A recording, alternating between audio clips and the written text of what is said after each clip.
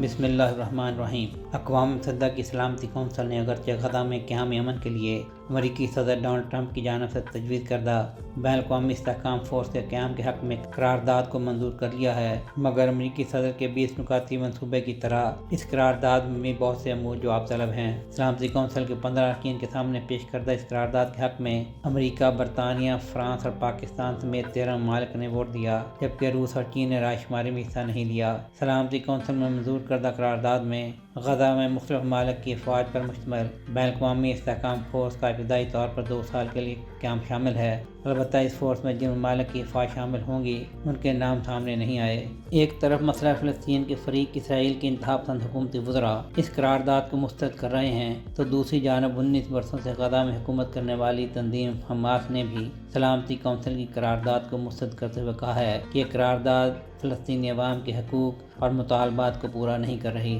تاہم فلسطینی اتھارٹی نے اپنے بیان میں کہا ہے کہ اب قرارداد پر عمل درآمد کرنے کی ضرورت ہے، خصوصاً پائیدار امن کے لیے 2 ریاستی حل کی جانب پیش رفت ناگزیر ہے۔ اس سے قبل سعودی عرب اور فرانس کے ہمراہ صدر ٹرمپ کے 20 نکاتی منصوبے کی توثیق کرنے والے 8 بڑے عرب و اسلامی ملکوں نے قرارداد کے مسودے میں فلسطینی عوام کے حق کی خود ارادیت کو متن میں شامل کرنے کے لیے دباؤ ڈالا تھا، جس کے نتیجے میں دیگر قراردادوں کے مقابلے میں سلامتی کونسل کی قرارداد میں فلسطین کی ریاستی حیثیت تسلیم کرنے اور حق خود ارادیت کے حوالے سے ایک مصدقہ حوالہ موجود ہے، مگر اس پر عمل درآمد کیسے ہوگا، اس کا قرارداد کے متن میں کہیں ذکر نہیں۔